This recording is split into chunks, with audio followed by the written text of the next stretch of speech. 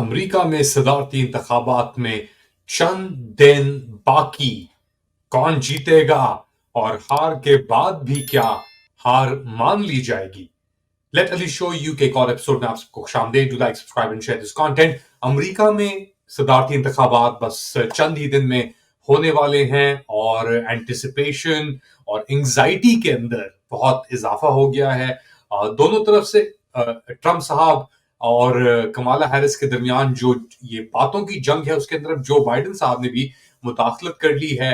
और ट्रंप साहब की जो रैली हुई थी न्यूयॉर्क के अंदर मैडिसन स्क्वायर गार्डन के अंदर, वहां पे जो कमेडियन एक आए थे, उन्होंने पोर्टो रिकन्स के बारे में जो एक जोक कहा था। उन्होंने कहा था कि जी गार्बेज से कंपेयर किया था, कचरे से कंपेयर किया था पोर्टो रिको जो आइलैंड है, 51st स्टेट है अमेरिका का, मगर वहां पे पिछले कुछ सालों के अंदर बड़ी तबाही हुई। क्लाइमेट चेंज की वजह से बड़े टाइफून्स आए और उसकी वजह से सैलाब और लोग भी बहुत मरे। तो उसको एक निग्लेक्टेड स्टेट समझा जाता है पोर्टो रिको को। यानी पोर्टो रिको एक तरीके से हिस्सा है अमेरिका का। वहां से अमेरिकन मुंतखब भी होते हैं कांग्रेस के लिए, सेनेट के लिए, मगर उसको जो फोकस या अटेंशन मिलनी चाहिए वो नहीं मिली। तो अब ये एक इलेक्शन का इशू बन गया है, क्योंकि ये कमेडियन आए और इन्होंने जोक मारा। ये रोस्टिंग भी करते हैं, इन्होंने ट्रम्प साहब की रोस्ट के ऊपर भी आए थे, कॉमेडी सेंट्रल के ऊपर। वो कमेंट्स अब उनको जो मेन स्ट्रीम मीडिया है, जो डेमोक्रेट पार्टी के साथ लाइंड है, उसने उन कमेंट्स को पिकअप किया और फिर जो बाइडेन ने एक पॉडकास्ट के अंदर कहा कि जी जो लोग पोर्टो रिकन्स को कचरा कह रहे हैं वो खुद ही कचरा है। अब इसके बाद ट्रंप साहब हरकत में आ गए, क्योंकि ये चीज दोबारा उठ गई और कमाला हैरिस के ऊपर भी आके बात हुई कि जी जो ट्रंप साहब को लोग सपोर्ट करते हैं क्या वो कचरा है?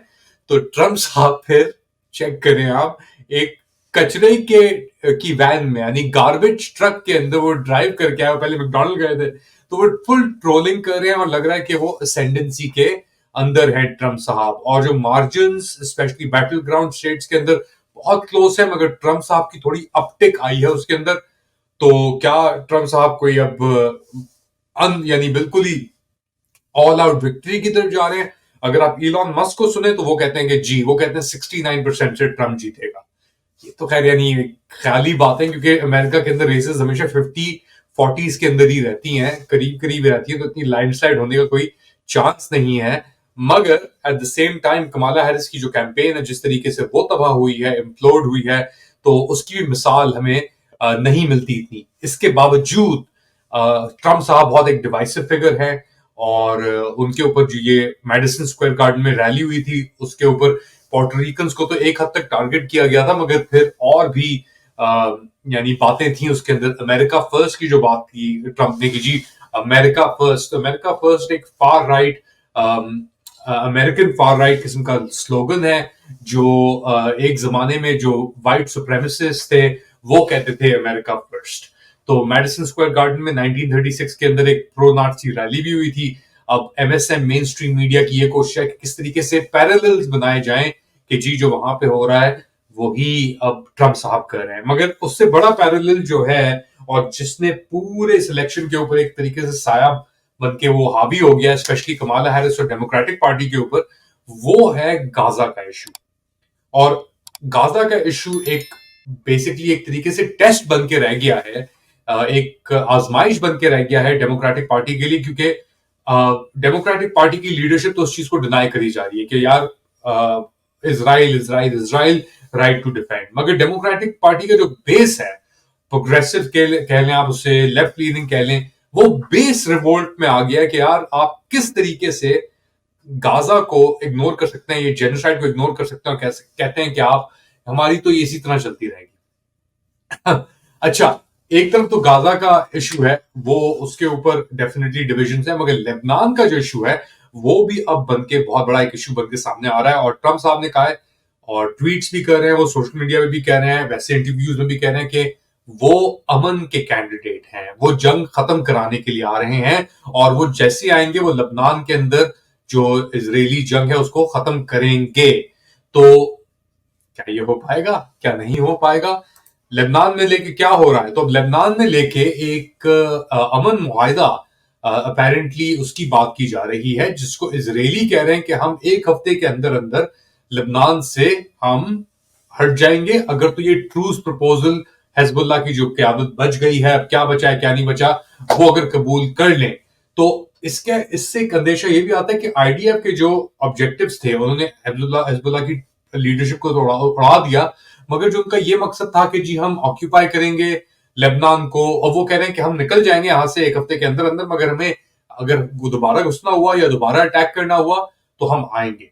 अब पूरा मकसद क्या था इनका? उनका ये मकसद था कि जी हिजबुल्लाह की जो रॉकेट मार रहा था इसराइल के अंदर, नॉर्दर्न इसराइल के अंदर, जिसकी वजह से 90 से लाख बंदा 1 लाख बंदा नकल मकानी करके वहां से हटना पड़ा उन एरिया से, तो वो रॉकेट फायर जो है वो खत्म हो जाएगी, और वो उसी वक्त खत्म हो सकती कि अगर कोई बफर बन सकता लबनान के अंदर इसराइलियों के लिए, जो नहीं बना। अगर तो इसराइली कह रहे हैं हम छोड़ के आ जाएंगे, अब उन्होंने नसरुल्लाह को ही मार दिया, सैफुद्दीन को भी मार दिया, पूरी हिजबुल्लाह की फर्स्ट और सेकंड और इवन थर्ड टियर की लीडरशिप कोलैप्स हो गई। जो ये आपके पेजर अटैक हुए थे, 3000 लोग तो तकरीबन उसके अंदर जख्मी हुए थे, फिर नसरुल्लाह साहब का कत्ल हुआ, फिर तो कंप्लीट हिजबुल्लाह डिसरे के अंदर होने के बावजूद इजरायली अपनी पोजीशन को मुस्तहकम करने में नाकाम रहे हैं लेबनान के अंदर, और अब ये ट्रूथ की बातें हो रही हैं और नॉर्दर्न इजराइल के अंदर सायरन्स दोबारा बजना शुरू हो गए हैं, तो लग रहा है कि इजरायली एक नाकामी नाकामी है एक तरीके से इसराइल की है। और अब या नाकामी है क्या, वो कह रहे हैं कि हमने अपने जो मकसद थे वो पूरे कर लिए नसरुल्लाह को मार के, ये करके, मगर जो ड्राफ्ट इसका अग्रीमेंट है जो इसराइल और लेबनान के दरमियान, जिसको अमेरिका ने बेसिकली तश्कील दिया है, और इसराइल और लेबनान के दरमियान जो मुज़ाकरात हो रहे हैं उसके बाद जो ये चीज सामने आई है, याद रखें हिजबुल्लाह को खत्म लीडरशिप खत्म होने के बाद अमेरिका की कोशिश है कि जो लेबनान की करप्ट कॉम्प्रोमाइज किस्म की लीडरशिप है उसको प्रॉप अप किया जाए, और फिर उसको इस्तेमाल किया जाए कोई मुआहिदा करने के लिए नेतन्याहू साहब के साथ और इसराइल के साथ। क्या ये हो पाएगा? क्या मुमकिन है इस चीज के अंदर? ये बहुत अहम सवाल है। और क्या हिजबुल्लाह की चले लीडरशिप तो खत्म हुई है, मगर जो उनके लो रैंक्स हैं अब वो इस मूव से गोल्डन होंगे? 2006 के अंदर इसराइल को जो दशके बड़े नुकसान हुआ था, उससे क्या इसराइल ने लेसन सीखा है? क्योंकि ये सब कुछ जो हुआ ये अक्टूबर के महीने में हुआ है। अगर देखा जाए जो हिजबुल्लाह की लीडरशिप को लेके पेजर अटैक तो हुए सितंबर में जाके, फिर लीडरशिप का ये अक्टूबर के अंदर जो डेसिमेशन हुई, और फिर ये कह रहे हैं कि जी हम अब शायद वापस चले जाएं और अब हम दोबारा आएंगे कि अगर लबनीज हुकूमत ने कंट्रोल नहीं किया, जो वो नहीं कर सकते। तो अब अमेरिका और बाइडेन एडमिनिस्ट्रेशन जाते जाते क्या कुल खिला पाएंगे, क्या कर पाएंगे, मैं नहीं पता। ट्रंप साहब आ रहे हैं, वो क्या कर पाएंगे? वो बातें तो बहुत बड़ी बड़ी कर रहे हैं कि मैं यूक्रेन में जंग खत्म करूंगा, वो तो लग रहा है कि खत्म हो जाएगी। क्या मिडल ईस्ट के अंदर जो इजरायली बर्बरियत है उसको खत्म कर पाएंगे? क्या ईरान के साथ जो ये हेड ऑन कोलिजन की बात कर रहे थे वो होगी नहीं होगी, रोक पाएंगे? सब सवालात हैं। आप क्या समझते हैं? बताएं मुझे कमेंट सेक्शन के अंदर। Do like, subscribe and share this content. अपना ख्याल रखिएगा, अगली बार तक अल्लाह हाफिज।